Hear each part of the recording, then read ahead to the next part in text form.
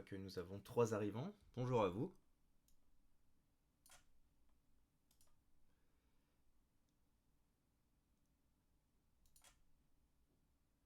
Hop. Comme j'ai commencé un petit peu plus tôt le temps de faire mes réglages, je vais attendre de voir si d'autres personnes arrivent. Et si personne d'autre arrive, eh ben on commencera. J'espère déjà que vous allez bien et que vous avez bien terminé la semaine.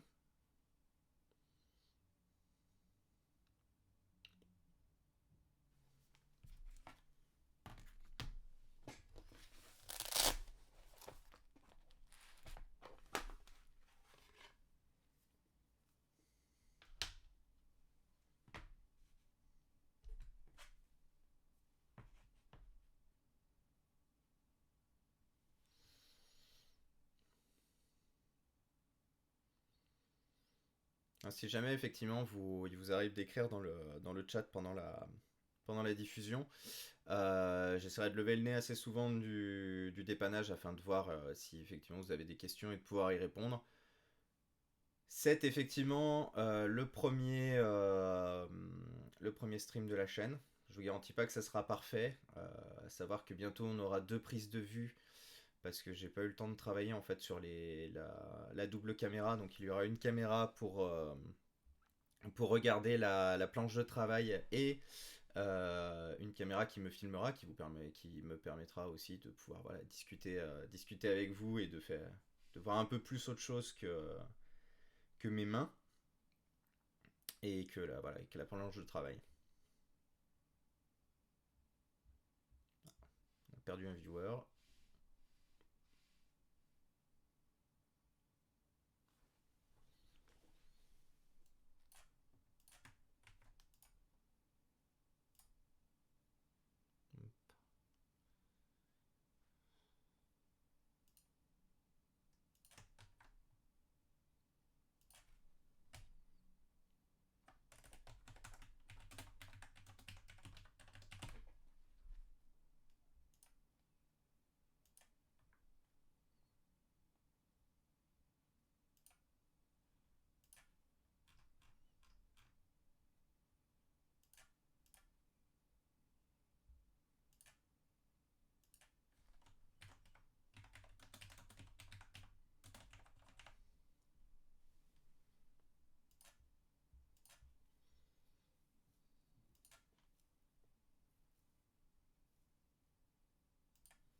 Hop.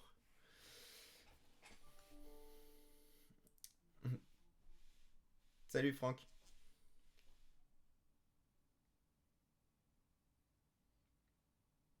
Bon, du coup, on va effectivement démarrer comme je sais pas en fait, comme c'est le premier, combien de personnes on peut être amené à. Ouais, Wissem. Salut. Donc voilà, on va démarrer comme je sais pas combien de personnes vont effectivement arriver. Alors, bon, du coup, je fais plus ça, je dirais, pour la VOD que je mettrai à disposition derrière sur YouTube, vu que j'essaye aussi comment dire, voilà, de présenter un peu plus l'activité sur YouTube, parce que je sais déjà que vous deux savez déjà principalement ce que je fais. Du coup, là, je m'appelle Thomas, j'ai 30 ans et je bricole depuis que j'ai commencé à 6 ans. C'est mon père qui m'a mis un. C'est vraiment mon père qui a commencé en me mettant un tournevis entre les mains et en mode fais des trucs, débrouille-toi. Euh, Amuse-toi, n'hésite pas, casse-toi les dents si jamais ça devient c'est compliqué, si jamais ça fonctionne pas. Bah oui, oui, Sam, parce qu'il faut bien que j'explique au début. Comme je disais, le but c'est que pour l'instant sur YouTube j'ai posté uniquement des vidéos de dépannage et j'aimerais un peu plus présenter pour des personnes par exemple qui se posent la question de ce que je fais. J'aimerais qu'il y ait une présentation un peu plus globale en fait ouais, de ce que je fais, de ce que j'aime et de mon engagement derrière. Donc du coup, voilà, donc je bricole depuis des années. J'ai ouvert mon premier ordinateur à l'âge de 8 ans et c'est vraiment ça qui m'a fait dire J'aime bricoler de l'électronique, et principalement de la petite électronique, donc des smartphones, des ordinateurs portables, et j'ai envie de me lancer dedans. Au fur et à mesure au fil des années, j'ai commencé effectivement à récupérer beaucoup de matériel. J'ai commencé à travailler dans ce monde-là aussi. J'ai créé mon auto-entreprise en 2006, où le but était effectivement de dépanner, reconditionner, revendre et former les gens en informatique. Même si à l'époque c'était pas écrit noir sur blanc sur mon activité, mon objectif a toujours été de sensibiliser en fait l'utilisateur final, qu'il soit professionnel, qu'il soit particulier, à, euh, à, la, à la fragilité, je dirais, de l'informatique, aussi bien logiciellement que matériellement, et que du coup, tout ce qui était possible de faire pour prendre soin de son matériel, le nettoyer, l'entretenir soi-même, et le faire durer le plus longtemps possible. J'ai arrêté mon auto-entreprise en 2016 parce que voilà, c'était compliqué pour moi de gérer une activité véritablement professionnelle, enfin une activité professionnelle employée plus l'auto-entreprise à côté. Et en 2019, j'ai décidé justement de relancer de mon ancienne page, pardon. Donc ma société s'appelait Inforea, que j'ai terminé, et j'ai décidé de réutiliser le nom et la page déjà existante pour démarrer ce que je fais aujourd'hui. Donc qu'est-ce que je fais aujourd'hui? Eh ben c'est simple, je démarche les particuliers et j'essaie de démarcher les entreprises pour, plutôt que de jeter leur matériel, plutôt que de le remplacer alors qu'il convient encore aux besoins, juste pour des contraintes de garantie, j'essaye de les sensibiliser au fait que jeter du matériel encore fonctionnel plutôt que par exemple le donner à d'autres entreprises, le donner à des particuliers ou à des associations, que c'est quand même bien mieux, aussi bien en termes d'utilisation, c'est-à-dire que c'est du matériel qui fonctionne encore, donc c'est dommage de le jeter, et aussi bien en termes d'écologie. Et c'est principalement le point d'honneur en fait que je vais faire à travers donc à travers mon initiative, à travers la chaîne YouTube, la chaîne Twitch et tout. Je vais vous proposer en fait tout simplement alors je dirais pas des guides parce que ce sont des lives, vous n'allez pas pouvoir vous-même dépanner votre téléphone en live, mais en tout cas de vous apporter des supports visuels que je publierai ensuite sur YouTube ou que je publierai sur la page Facebook pour vous permettre effectivement d'avoir des tips, d'avoir des informations sur comment entretenir vous-même votre matériel et comment le dépanner. Voilà. Donc ce soir, on commence tout doucement. Donc comme je vous disais tout à l'heure, faire de l'ASMR. Ah bah en fait, alors si tu veux, je peux te faire de l'ASMR. Je peux faire des petits bruits sympas dans le micro, comme ça la prochaine fois je rajoute le hashtag ASMR pendant le dépannage et ça plaira à beaucoup de monde. Et oui, Franck, je suis totalement d'accord avec toi. En fait, non, j'en étais sûr. Pardon, grand maître non apprécié, qui n'apprécie pas la SMR. Heureux du coup, Max. Oui, parce que sur la chaîne, j'oubliais un truc aussi. De temps en temps, vous me verrez sûrement aussi jouer, parce qu'il faut pas oublier une chose, c'est que avant de me mettre un tournevis entre les mains, mon père m'a d'abord initié au monde génial des jeux vidéo. Je joue énormément, et voilà. Donc de temps en temps, il se peut que je live aussi des sessions de jeu. Là, par exemple, vous voyez en ce moment, je suis sur Outriders avec une super équipe. RPZ RPZ les gens du chat et surtout Max. Voilà, donc voilà, bah écoutez, je pense globalement avoir fait le tour. Oui, ici, je voulais juste répondre à une chose, c'est ça que j'ai oublié, Franck. C'était effectivement, en fait, c'est même pas une question de jeter, moi, je vois même encore plus haut, c'est-à-dire que dans mon optique, il ne faut même pas jeter, en fait. Il faut recycler, c'est bien, donner, c'est mieux. Parce qu'en fait, le problème qu'il y a, c'est que les gens ont tendance, quand ils jettent, à mettre dans les poubelles. Les poubelles grises, donc les poubelles de non-recyclage. Et au final, c'est très souvent que les éboueurs ils retrouvent des ordinateurs portables, des téléphones dans les poubelles ménagères. Donc au final, le matériel n'est même pas recyclé ou quoi que ce soit parce que bon, le mieux c'est si les gars les gardent, mais si par exemple ils savent pas ce que c'est ou qu'ils se rendent compte que c'est HS, il va tout de suite rebroyer avec tout le reste, rebrûler, et au final il y aura zéro recyclage de fait derrière. Donc moi mon objectif c'est vraiment, si vraiment c'est mort, et si vous voulez je vous montrerai des cas tout à l'heure, parce que j'ai des piles d'ordinateurs et de téléphones morts, où pour le coup il n'y a vraiment plus rien à récupérer. C'est-à-dire que les plastiques sont cassés, les cartes mères sont hors service, j'ai récupéré les écrans, les claviers, les batteries, et en fait, moi, mon objectif, c'est derrière de toutes ces carcasses mortes. J'ai un ami en fait qui a une société qui me permet en fait je dirais pas de squatter, mais je sais que lui, il a un contrat en fait avec une société qui fait du recyclage et surtout qui fait du recyclage propre. Il m'en a apporté la preuve.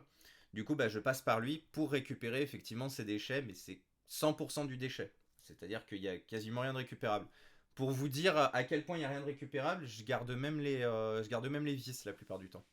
Bon, même si je commence à en avoir une quantité astronomique et que je les garde de moins en moins, il m'arrive aussi de garder les vis. Voilà.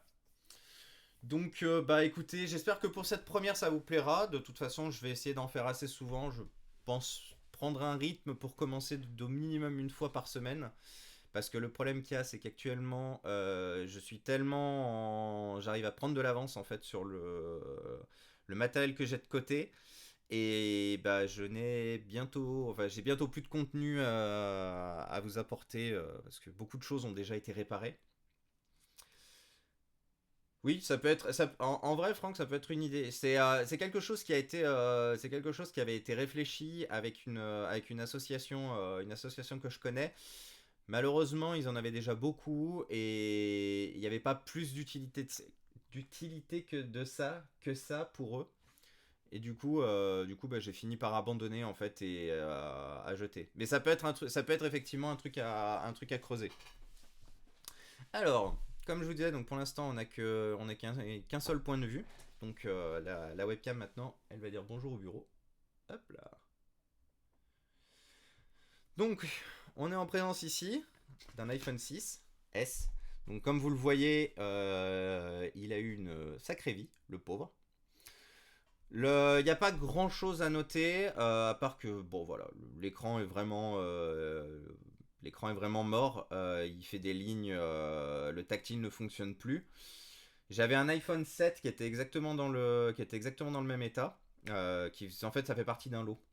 Oui, voilà, c'est ce que j'ai aussi oublié de dire, c'est que en fait, le contenu que vous verrez ici, tant que je ne suis pas en fait, parce que oui, j'ai décidé de lancer l'activité en fait en tant qu'association aussi afin de pouvoir récupérer plus facilement du matériel et de toucher plus facilement les entreprises parce que les entreprises ne donnent pas à des particuliers.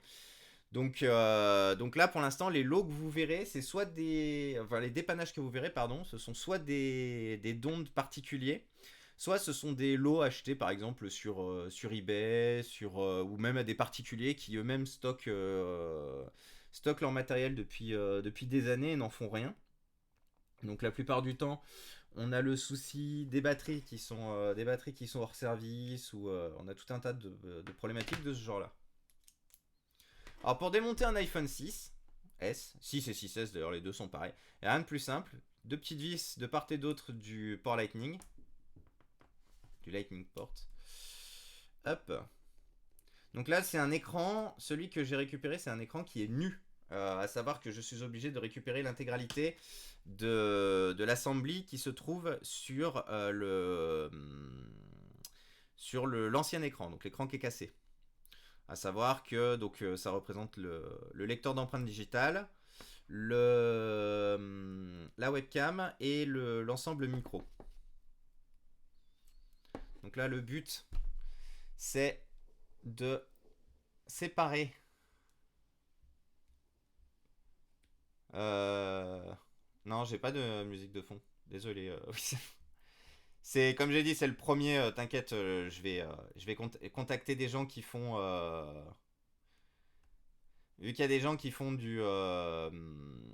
comment ça s'appelle, qui font des contenus libres de droit, voire même leur acheter ce qu'il faut.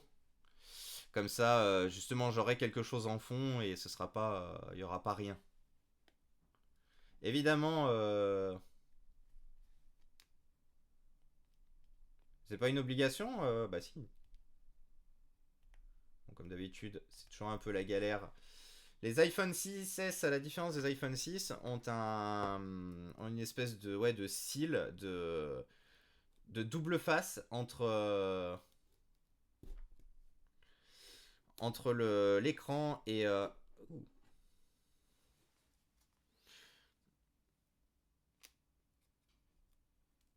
et du coup, ça peut être problématique. Alors, attendez, parce que vu de toute façon l'état...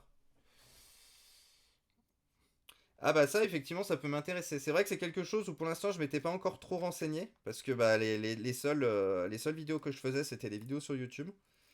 Mais effectivement, si vous avez des playlists, je suis preneur. Ça, je vous mettrai un peu de musique. Je vous avoue que comme vous l'avez vu, j'ai un casque parce que je travaille et je vis en musique. Et donc, moi, effectivement, j'ai de la musique.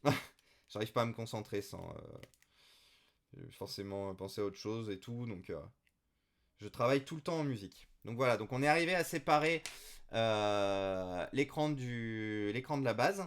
Donc là, il faut y aller tout doucement, l'ouverture, pour pas risquer en fait. Bon, là dans notre cas, l'écran est hors service, donc c'est pas trop grave.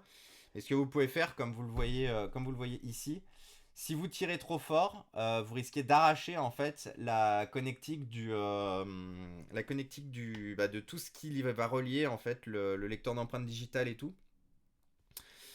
C'est pas grave dans le cadre où vous remplacez un écran. Ça le devient si vous êtes dans le cadre où par exemple vous remplacez une batterie. Si vous remplacez une batterie et que vous, effectivement vous arrachez, bah, vous êtes obligé du coup de racheter un écran. Donc au final, c'est malheureusement plus si intéressant que ça. Donc gardez-le pour pièce et pour un prochain dépannage. Alors la première chose qu'on fait, c'est donc de venir chercher cette plaque ici pour déconnecter la batterie. Le téléphone a plus de batterie, donc il n'y a pas vraiment de risque. Dans le doute, déconnectez toujours la batterie en premier. Globalement, par rapport à vos démontages, si je peux vivement vous conseiller quelque chose, vous démontez la batterie en premier et quand vous attaquez le remontage, vous reconnectez la batterie en dernier. Il y a toujours un risque, de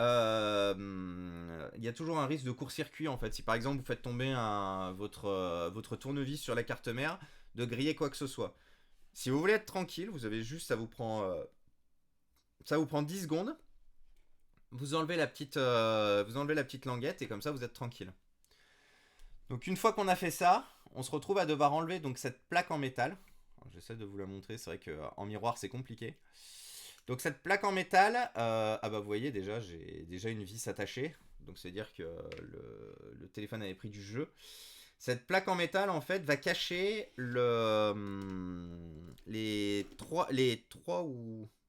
quatre connecteurs pardon, qui vont être nécessaires à remettre sur l'écran.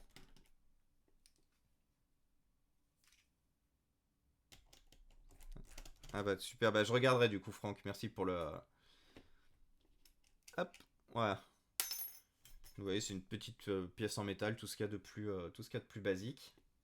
Alors, les vis ne sont pas toutes de la même taille, donc pensez bien à une chose quand vous les rangez. Alors, je l'ai mis en place, mais je l'utilise pas. Mais par exemple, de vous prendre un tapis aimanté. Le gros avantage de ces tapis, vous posez vos vis dessus et vous, du coup, les perdez pas. Et vous savez exactement, du coup, où elles vont, avec quelle pièce. Et vous vous retrouvez beaucoup moins dans la galère. Croyez-moi, j'ai mis longtemps à me mettre à travailler justement avec cette plaque. Et c'était compliqué avant. Toujours le risque justement qu'il y ait une vis qui décide de partir en voyage. Et du coup, bah, quand arrive le moment du remontage, bah, vous êtes bien embêté. Hop. Donc voilà, notre écran est libre. Alors nous avons plusieurs choses à récupérer sur l'écran. Donc comme je vous le disais, donc on a le lecteur d'empreintes digitales, on a le module duo. Le module duo, donc, qui inclut l'oreillette, la webcam et les capteurs de luminosité. Et la plaque en métal que vous trouvez ici, qui fait office de dissipateur de chaleur. Donc la première chose à enlever, c'est la plaque métallique, qui compte un total de 7 vis, 3 de part et d'autre, et une en bas, qui va se retrouver en fait ici. Donc comme je disais tout à l'heure, voilà. Positionnez les vis font toute la même taille ici. Si vous voulez être tranquille, voilà. Mettez-les quand même, organisez-les quand même, ça vous galérerez moins au remontage.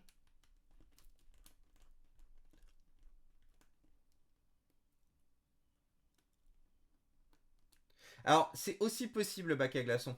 Regarde ce que j'utilise aussi à côté. Il y a un modèle en fait un peu plus professionnel où ils ont carrément rajouté de l'aimant en fait en bas, ce qui permet carrément même de tenir les vis. Comme ça, si ton bac il tombe, les vis se maintiennent quand même. Les deux, c'est faisable. Personnellement, lui, je l'amène toujours à côté de mes dépannages, mais je préfère utiliser le petit support aimanté que je trouve beaucoup plus pratique.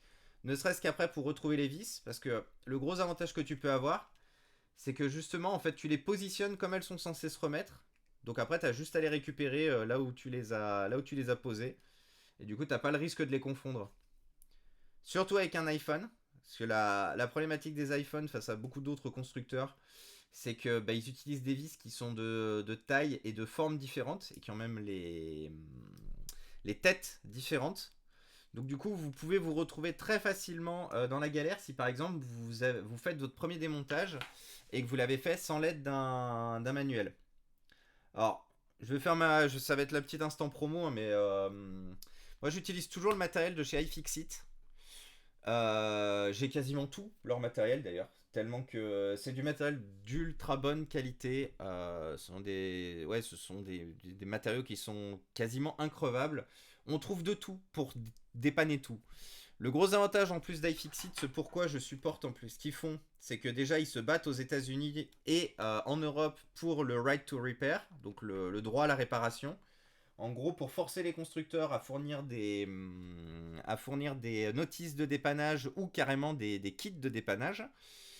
Et en plus de ça, vous pouvez retrouver, ils créent eux-mêmes les notices de dépannage quand les constructeurs n'en fournissent pas. Et vous pouvez du coup retrouver ces notices sur leur site internet qui est très bien fourni. Là où personnellement j'achète toutes les pièces, je les achète effectivement sur leur site. Et franchement, jamais déçu. Alors,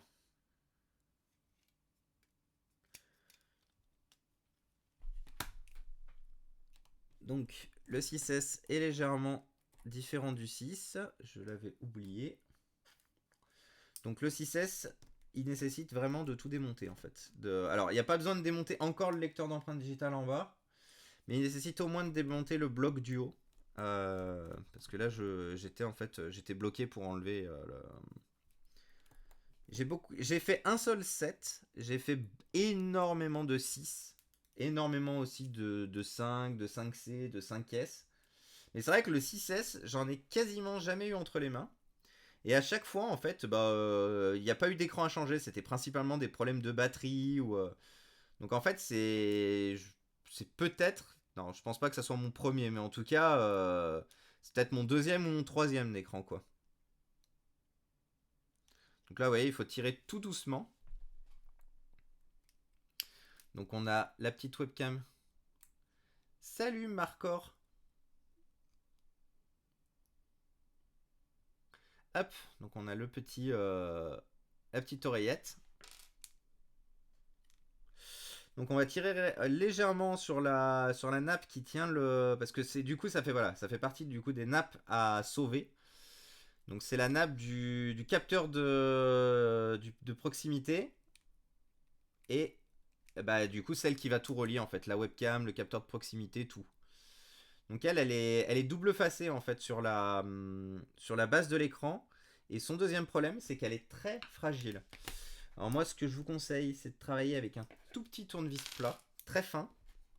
et d'y aller parce que quand on fait du dépannage, il faut savoir une chose, c'est il faut jamais être pressé. Un dépannage, ça se fait pas en 5 minutes sans avoir regardé un manuel. Moi, le conseil vraiment que je vous donne, si vous avez quelque chose à dépanner, et surtout si vous commencez, parce qu'il n'y a rien de plus frustrant de commencer et de casser tout de suite le matériel sur lequel on travaille. Donc voilà, moi si je peux vous donner un conseil, prenez votre temps, vous n'êtes pas pressé, justement vous voulez vous y mettre, mais vous n'y avez jamais fait, donc voilà, prenez votre temps. Donc là on pousse le capteur vers le haut tout doucement.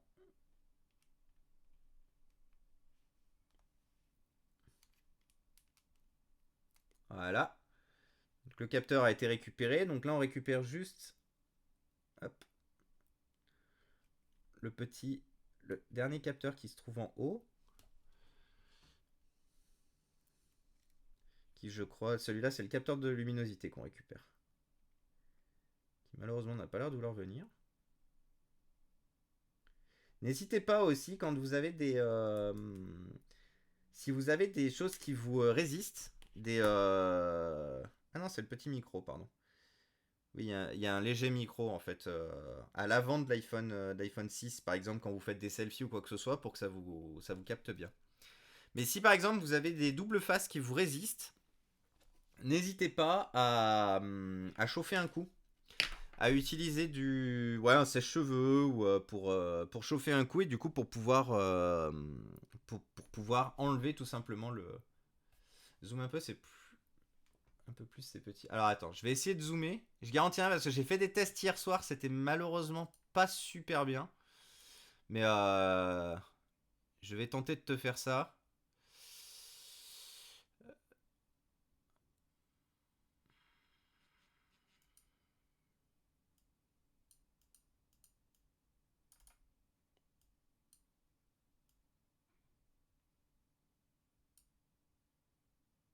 Voilà. Je sais pas ce que ça donne. Moi, je vois que c'est très pixelisé, mais peut-être que vous, ça vous convient.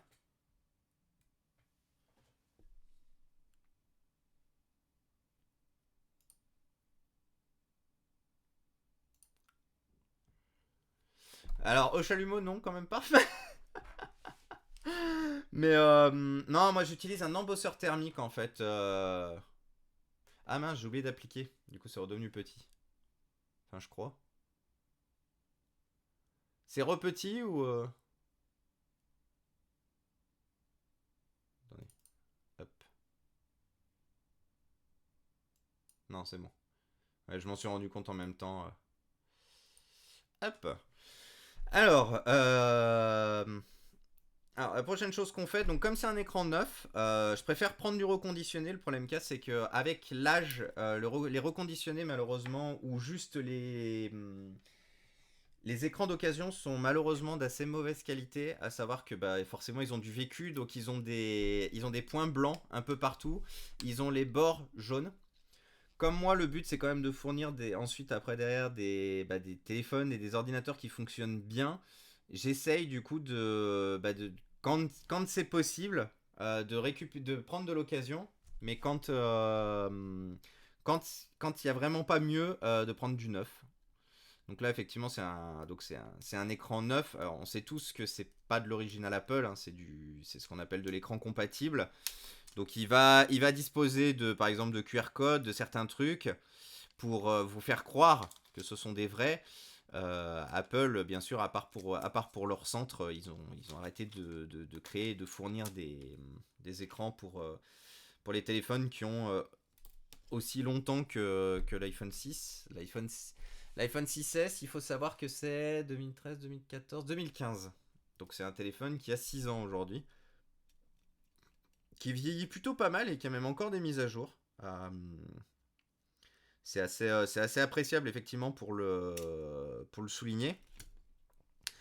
Apple, c'est un de ses gros avantages, c'est le support en termes de mise à jour qui va être beaucoup plus long que chez, je pense, n'importe quel autre constructeur. Après, le seul problème, voilà, c'est qu'il faut avoir emmené son téléphone, il faut avoir emmené son iPhone aussi loin. Parce que bah, y a d'autres problèmes, notamment les problèmes de batterie. Comme je présentais hier sur la page, on va avoir par exemple des téléphones comme comme les iPhone 5C qui étaient des, alors de mon point de vue, qui étaient des purges en fait en termes de dépannage, parce que ce sont des téléphones qui étaient vraiment pas conçus pour durer. Ils étaient pas chers, enfin ils étaient pas chers. Selon les standards Apple, ils étaient pas chers, mais enfin j'ai regardez la pile que j'ai. Et encore, j'ai été obligé d'en éliminer, mais tout ça, ce sont des définitivement hors service et sur lesquels il y a quasiment plus rien à récupérer. Les écrans sont morts, les batteries sont rincées, les cartes mères sont cuites. Donc je les garde juste parce que c'est embêtant en fait de démonter le téléphone pour juste par exemple récupérer les webcams et tout et après de les stocker. Donc je les garde juste pour ça. Mais globalement, tout ça, il n'y a plus rien à y faire. C'est pour un dépanneur standard qui garde pas des pièces comme moi, limite ça serait directement poubelle quoi. J'ai l'équivalent en 5 j'ai l'équivalent en 5S et 5 tout court.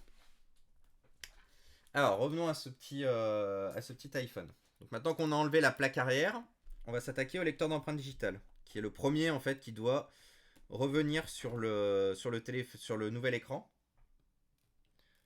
Donc comme on a déjà enlevé une vis en bas, hop, comme on a déjà enlevé une vis en bas, il reste plus que deux. Alors là, comme en plus l'écran est cassé, il va falloir enlever les bouts de verre qui sont sur le lecteur d'empreintes digitales.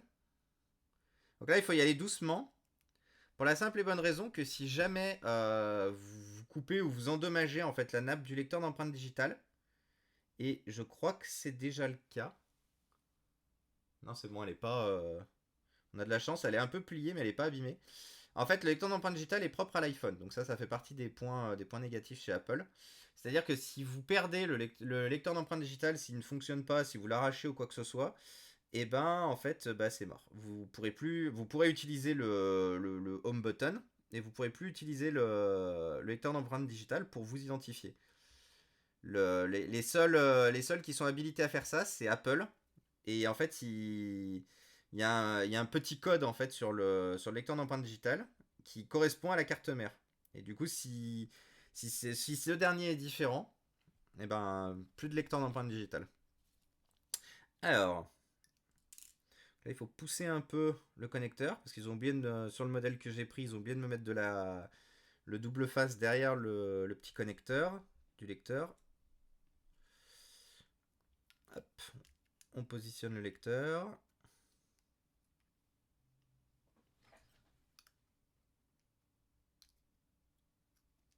Alors vous en faites pas, hein. Pour les prochaines vues, la caméra qui sert aujourd'hui, elle sera uniquement pour ma tête, ou voire même pas du tout s'il n'y a aucun intérêt. À savoir que je vais m'équiper en fait d'un bras qu'un ami est en train de me monter, et d'ailleurs il me fait intégralement par imprimante 3D. Il est en train en fait de me monter un bras qui va me permettre de carrément fixer un téléphone. Ça sera un téléphone, donc ça sera un Samsung Galaxy S8 Plus qui fera la prise vidéo de ce que je fais. Donc on aura une vue un peu plus macro qui vous permettra de beaucoup plus voir ce qui est fait à l'écran. Alors, le lecteur d'empreinte digitale repositionné. On va remettre le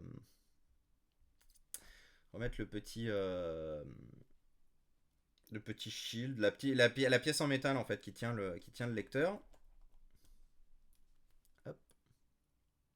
Qui va nous permettre de justement replacer la plaque arrière qui est ici. Hop. Donc il faut la glisser là-dessous. Voilà.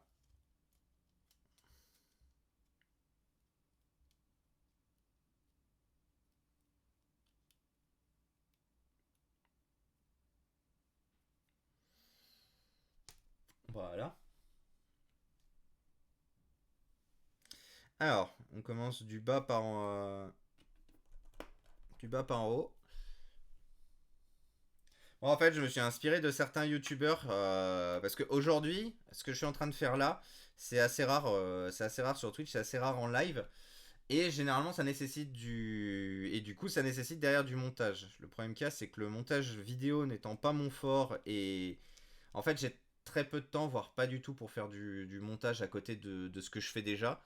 Donc je me suis dit que je vais mettre les VOD de ce que je fais sur YouTube, permettant quand même de faire bah voilà, que les gens qui loupent les streams puissent quand même avoir accès à ce qui s'est passé durant ce stream. Mais du coup, passer par le stream. Alors, j'y ai pensé aussi, et à la base, c'est même ce que je voulais faire. Elle est pas là. Je crois que malheureusement, je m'en suis séparé parce qu'elle était, en fait, elle était cassée à la base. C'est pour ça que je m'étais dit que je ferais ça comme ça. Mais c'était effectivement ce que je voulais faire. Après, j'ai un ami qui était effectivement beaucoup trop chaud. Jules, si jamais tu regardes cette VOD sur YouTube, big up à toi. Mais il était beaucoup trop chaud à me faire quelque chose en impression 3D. Et je vous ferai une review totale du pied quand je l'aurai entre les mains. Il m'a fait un boulot, il m'envoie de ses photos et tout. Il m'a mis le nom de. Bah, il m'a mis un Forea en fait sur le montant du pied. Il m'a vraiment fait un truc super propre avec du blanc, avec du bleu, rappelant les couleurs. C'est vraiment un super beau travail. Donc, de toute façon, je vous ferai une review le jour où ce sera bon. En plus, il pense éventuellement réutiliser le pattern, vu que du coup, il a créé à zéro, en fait, Oui, c'est le pied. Très bonne blague. Mais il pense effectivement réutiliser le pattern derrière, vu qu'il a créé à zéro, en fait, le fonctionnement du pied. Donc, il pourra même éventuellement prendre des commandes derrière. Donc, c'est pour ça que je vous ferai une belle review de ce super travail qu'il a fait. Alors, il y a toujours le point un peu chiant, c'est effectivement donc le replacement. Donc comme je vous disais, vous voyez, c'est tout petit. Malheureusement, on n'aura pas de netteté. J'ai désactivé l'autofocus que je réactiverai du coup sur le téléphone.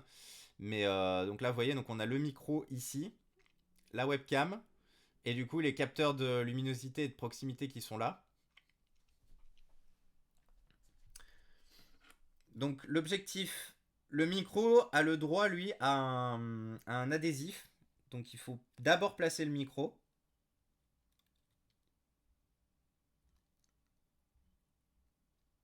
Voilà. Le faire tourner légèrement. Ensuite, placer les deux capteurs. Proximity sensor. Hop là. Faut juste que je remette la nappe au bon endroit. Voilà, parce qu'elle doit se trouver entre.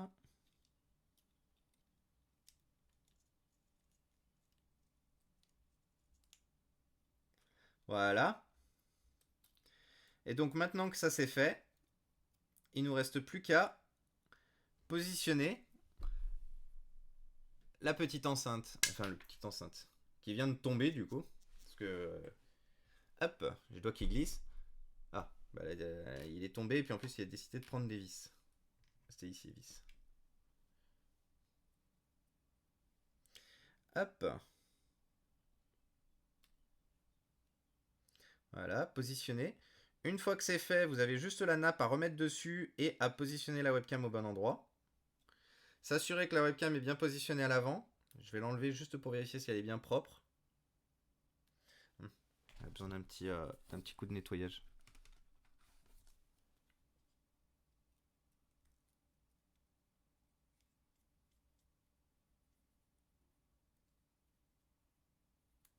Voilà.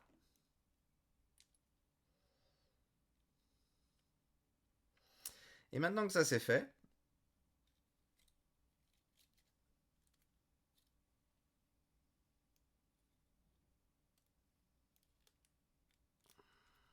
hop. Maintenant que ça c'est fait, il ne nous reste plus qu'à remettre la petite plaque métallique.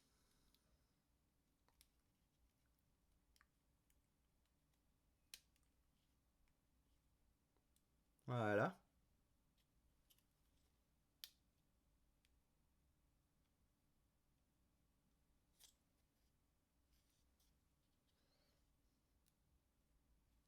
Hop.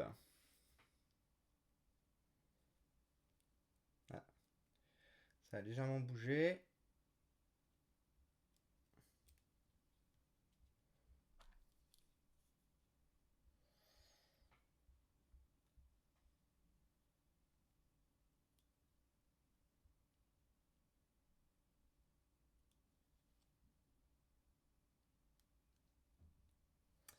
je vais pas remettre celle-là en premier d'ailleurs.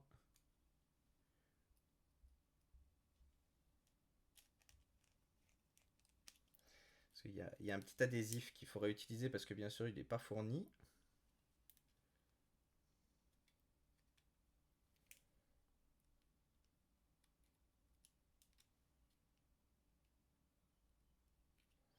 Après c'est pareil, hein, c'est juste parce que moi voilà, j'aime bien faire les trucs comme il faut. Il y a beaucoup de choses que je fais, dont notamment réutiliser ce petit adhésif. C'est pas utile au bon fonctionnement du téléphone par la suite, hein. C'est juste parce que j'aime bien faire les choses propres.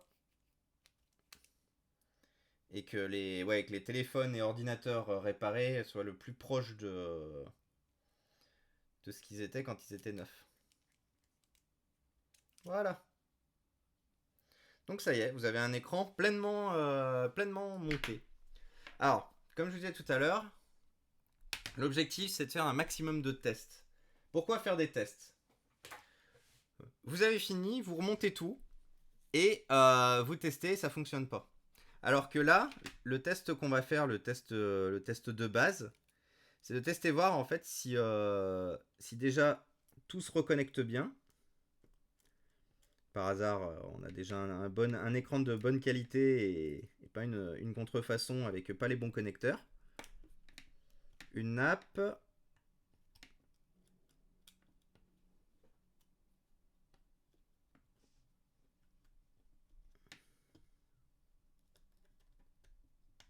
Deux nappes.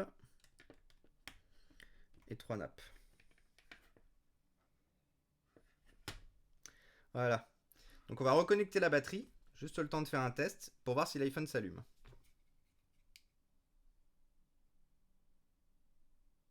Je me souviens plus si je l'avais chargé par contre. Et je crois que je ne l'avais pas chargé. Donc là vous allez faire face à l'aléa du direct qui nécessite effectivement d'aller chercher un chargeur.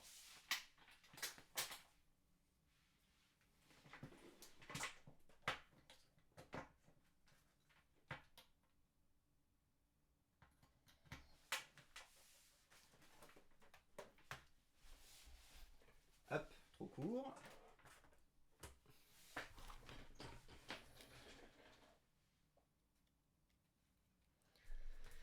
Alors, qu'est-ce qu'il en dit? Alors, vous le voyez pas, vous. Ouais, on voit que le témoin de charge de batterie s'affiche. Donc, on va passer au... Parce que du coup, le problème qu'il y a, c'est que les iPhones étant lents à charger, avant de voir si tout fonctionne, on va passer au dépannage suivant. Parce que malheureusement, le live arrive bientôt à sa fin. Enfin, ouais, bientôt à sa fin. Non, il reste encore une petite demi-heure. Donc, cet autre dépannage. Alors, c'est pas un vrai dépannage en fait. On m'a donné il y a quelques temps un, un OnePlus 6 qui a pris la flotte. Donc, en fait, la carte mère est complètement morte. Le téléphone est cassé à l'arrière et tout. Et en fait, j'ai un ami qui a lui-même un OnePlus 6 et qui a l'écran qui est fissuré. Et ça fait.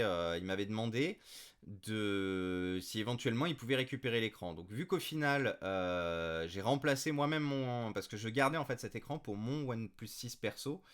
Mais vu que j'ai rencontré des problèmes avec, je l'ai remplacé par un OnePlus 7T reconditionné, acheté sur Back Market. Je vous cite d'ailleurs que je vous conseille si vous voulez faire des achats de reconditionnés et justement en faisant attention à votre empreinte écologique sur sur la planète. Je vous conseille ce site pour l'achat. Donc l'avantage, il n'y a rien de très compliqué ici pour le démontage de celui-là. Donc le but est d'enlever tout et de garder que l'écran. Pour la simple et bonne raison qu'en fait, comme il a déjà été ouvert, bah, il suffit juste de tirer un peu et le reste du dos en verre vient tout seul.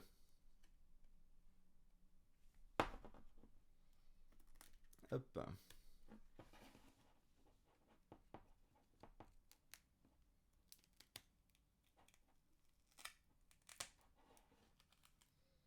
Voilà.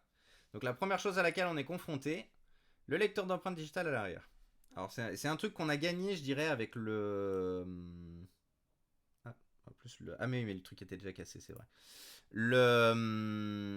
C'est un truc qu'on a gagné avec le lecteur d'empreintes digitales sous l'écran. C'est que bah, forcément, qui dit lecteur d'empreintes digitales sous l'écran dit de petites nappes en fait en enlevant l'arrière, donc pas de risque d'arracher la nappe lors d'un dépannage. Alors, souvent, malheureusement, c'est quelque chose qui m'est déjà arrivé, notamment quand je travaille sur des téléphones qui sont morts, où je fais peut-être un peu moins attention quand c'est pour quand il y va de récupérer des pièces. Et ça m'est effectivement déjà arrivé d'arracher les lecteurs d'empreintes digitales parce que j'ai pas fait attention. Alors je vais juste refaire une photo parce que je me souviens plus bien où se repositionnent les vis. Oui, voilà. Autre très bon exemple. Si vous avez un doute, parce que vous avez des vis par exemple de couleurs différentes ou d'épaisseurs différentes et tout, n'hésitez pas à prendre des photos. Toujours. Prenez des photos. Ça coûte rien. Ça vous coûte quelques secondes. Et au moins l'avantage c'est que bah, vous perdez rien. Vous perdez pas. Vous retrouvez pas perdu. Ah mince, elle va où cette vis. Surtout si, comme présenté précédemment, vous n'utilisez pas un tapis, un tapis aimanté et que du coup, vous n'avez pas de support à vis. Donc là, on a un certain nombre de vis à enlever. Hop.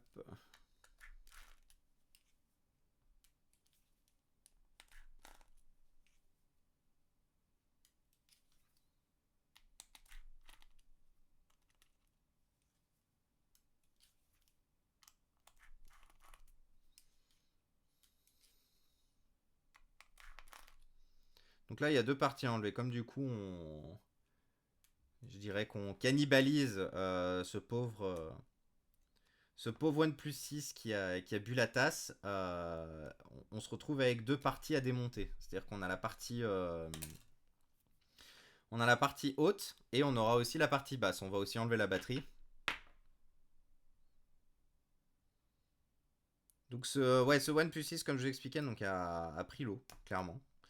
Et en fait, les composants principaux donc, qui gèrent l'alimentation, vous le verrez pas à la caméra, même si j'avais une meilleure caméra, vous le verriez pas. Mais en fait, clairement sont brûlés. En fait, ça a brûlé les composants gérant l'alimentation. Donc, ce qui fait que chaque fois que vous branchez le chargeur, ça surchauffe un peu plus à l'arrière. Et en plus d'avoir brûlé les composants, ça a aussi brûlé le PCB, la partie support. Donc j'ai essayé de voir s'il était possible de remplacer les composants. Non, la board, la carte est morte. Alors, on a plusieurs choses à récupérer. Alors, je vais laisser la petite, le haut-parleur haut, pour la simple et bonne raison que bah, mon pote a celui de son téléphone en haut. Donc, vu que généralement les petites enceintes sont tenues en fait avec des doubles faces, c'est mieux de laisser le double face, surtout si vous faites un échange simple. Parce qu'après, pour remettre le double face, c'est une horreur, voire c'est impossible la plupart du temps. Il nous reste juste une vis à enlever. Hop là. Ah oui, et puis il y a un truc que j'oubliais, comme toujours. Hop. Le lecteur de carte SIM. Donc là, votre carte mère. Hop. Alors, elle accroche toujours quelque part. Elle accroche où?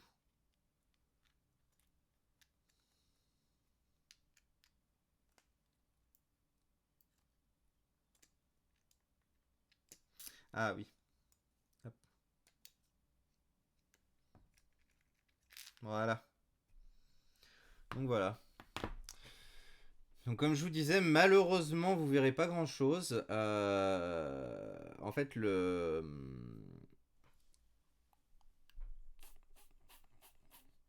sais pas si vous arrivez à voir, mais en fait, on a de la corrosion déjà en fait sur les pièces métalliques qui tiennent, et en plus, on a carrément même de la rouille. Donc, j'espère que l'écran est bon. C'est plus un pari en fait, parce que du coup, j'ai jamais pu tester l'écran. Donc, je suis parti du principe qu'il était bon. On a la double caméra arrière.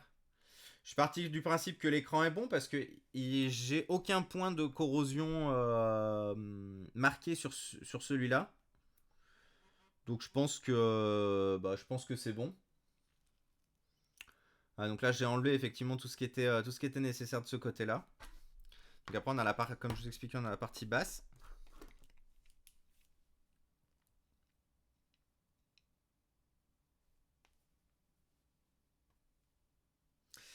Alors en fait, je me suis rendu compte, je viens de me rendre compte d'une chose. Il me semblait que les vis il y en avait des plus courtes et des plus longues. Et ben en fait, sur ce téléphone, elles sont toutes de la même taille. Donc j'ai même pas forcément besoin de les mettre enfin, de les organiser, vu qu'elles font toutes la même taille. Je pourrais toutes les balancer au même endroit, ça reviendrait au même. Ça, c'est bien aussi les constructeurs qui mettent qu'un seul type de vis. Ça aide les dépanneurs à faire leur boulot. C'est beaucoup plus facile à organiser et à ranger.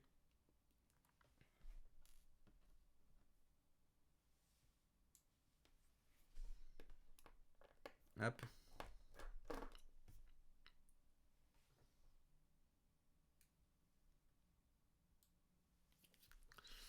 Et hop.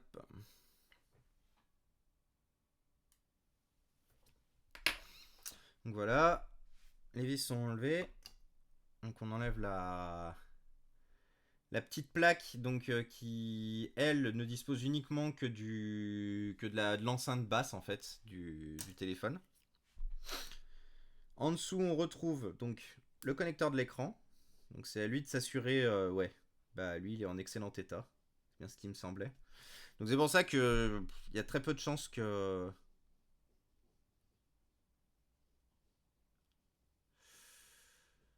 je viens même de me rendre compte d'une chose. Il est en quel état le lecteur d'empreinte Non, je viens même de me rendre compte d'une chose. En fait, il n'y a pas besoin de démonter autant. Parce que, en gros, il y a juste besoin de sa carte mère à lui. La batterie doit être encore assez bonne, je pense. Au pire, je ferai un swap quand je l'aurai. Mais en fait, la partie basse n'est pas nécessairement démontable. Parce que ouais, l'USB-C est en bon état. J'ai aucune trace de corrosion sur la partie basse. C'est vraiment que la carte mère qui a pris.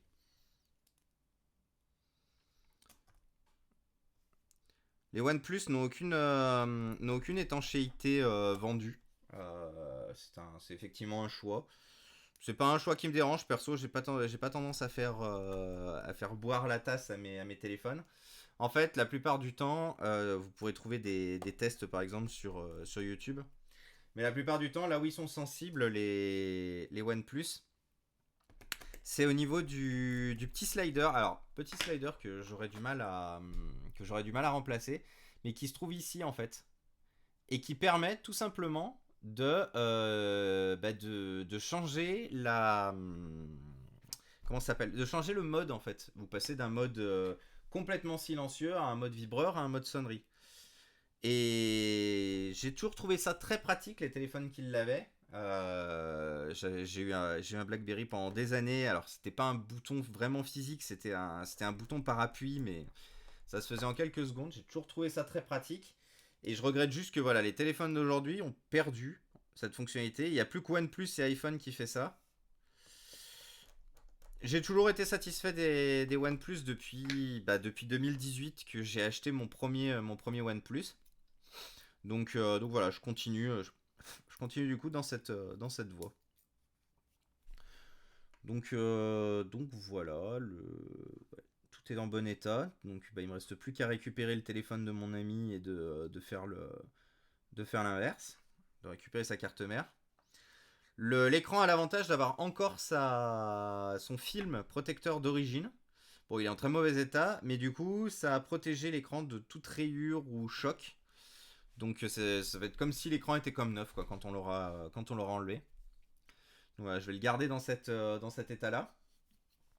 Hop, juste sortir de quoi ranger en attendant qu'ils viennent récupérer. Hop là.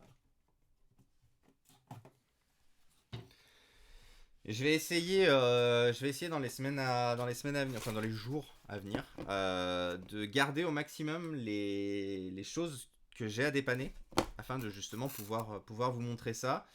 Et puis, histoire de ne pas avoir que des lives à faire où bah, vous me posez des questions et puis on y répond, histoire que ça soit un peu plus vivant, avec bah, un contenu intéressant aussi à vous proposer. Et comme je vous disais, du coup, en début de chaîne, je ferai aussi du stream de certaines de mes sessions de jeu.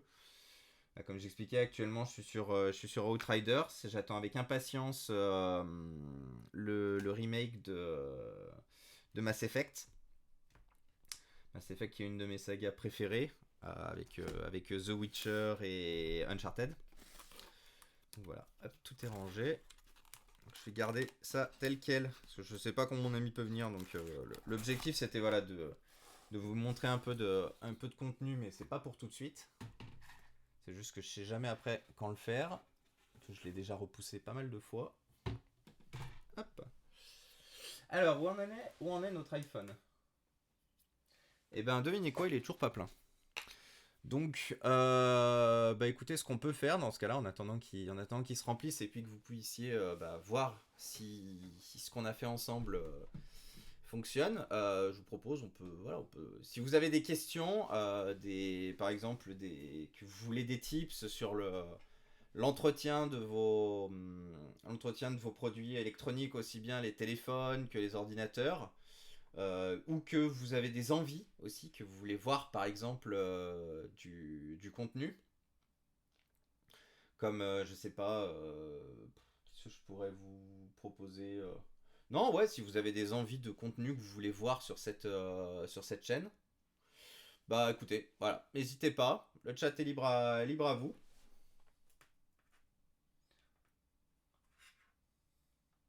L'iPhone est toujours en charge. J'aurais bien aimé vous montrer le résultat de ce qu'on a fait. J'ai pas pensé à le charger en fait avant le live. Ah mais partez pas tous. Bon, ou partez. Mais non, non, le live est pas encore terminé. C'est vrai que j'avais prévenu à peu près 1 heure. Je m'étais laissé jusqu'à...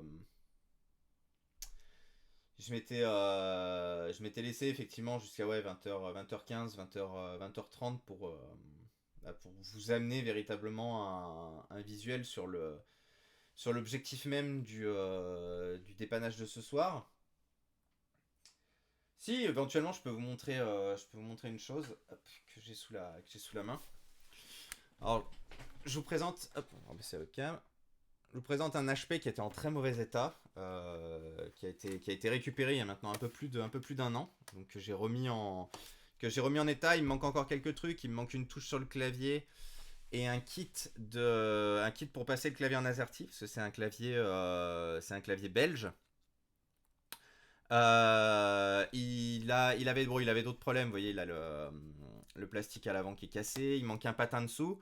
Mais il a l'avantage d'une chose, c'est qu'il fonctionne parfaitement bien. Donc, comme je vous disais tout à l'heure, abandonner une machine donc, qui date de 2011, qui est encore assez fonctionnelle. Elle a un i5, il y a 4 Go de RAM, il y a la possibilité de mettre un SSD et tout. Je trouvais ça très dommage. Donc, j'ai décidé de le réparer. Mais il avait un gros problème. Et ça, c'est la soudure plastique que j'ai fait et que j'ai déjà plusieurs fois présenté sur la page. Il avait en fait un énorme trou à l'arrière. Ici, il y avait plus le. Normalement, il est censé avoir une continuité argentée comme de l'autre côté. Et en fait, cette partie-là n'existait plus. Elle était partie. Donc du coup, j'ai oublié de prendre la photo avant. Je me suis mis tout de suite à bosser dessus quand j'ai eu l'idée de comment faire. Du coup, j'ai effectivement les photos de pendant. J'ai utilisé en fait un post-it pour caler le plastique. Mais voilà. Donc, du coup, j'ai refait la plasturgie. L'intérêt en fait de refaire la plasturgie et de ne pas la remplacer, c'est qu'une plasturgie qui est quand même fonctionnelle, qui tient quand même bien les charnières, qui permet bien à l'ordinateur de se maintenir. Je parle pas d'une plasturgie intégralement abîmée, je parle vraiment d'une plasturgie qui a un petit défaut.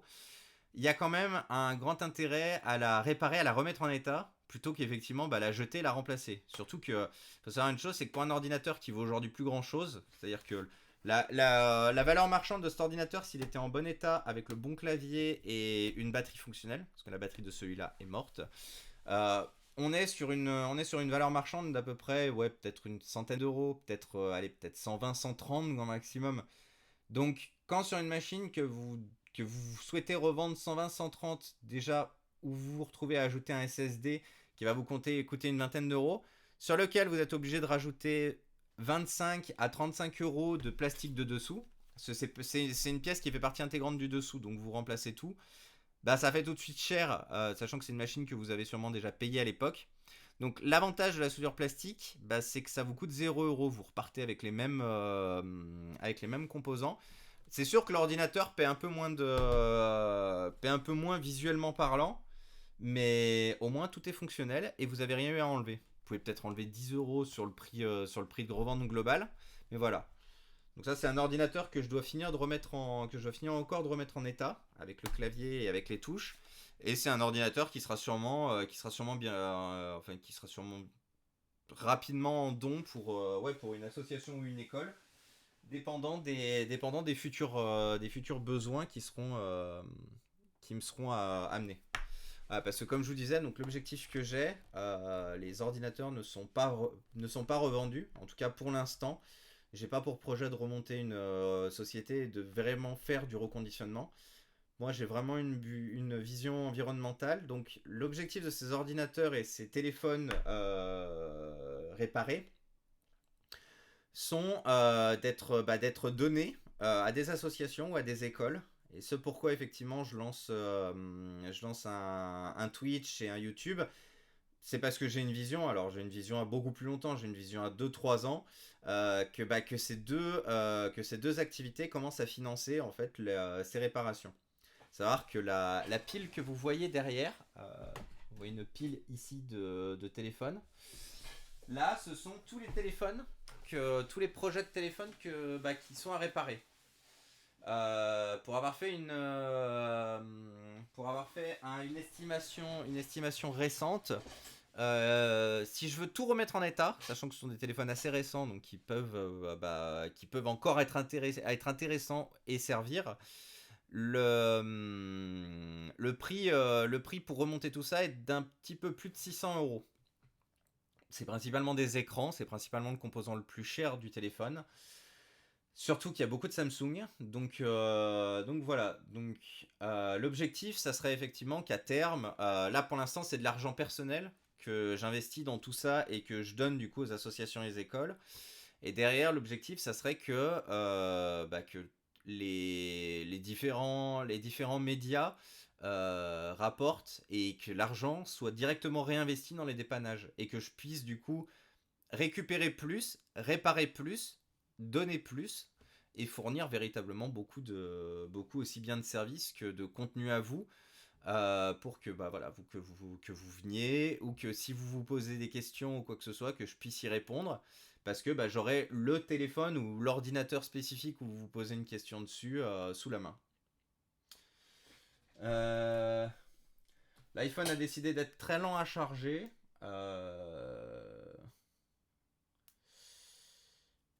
Je sais pas du coup si on se quitte pas là et puis je ferai mes tests dessus et puis je vous tiendrai au courant sur Facebook de ce qu'il en est. Parce que je pense pas, j'ai pas d'autres contenus à vous apporter pour ce soir. Comme je vous disais, j'ai très peu de, il me reste très peu de choses en fait à bricoler sous la main.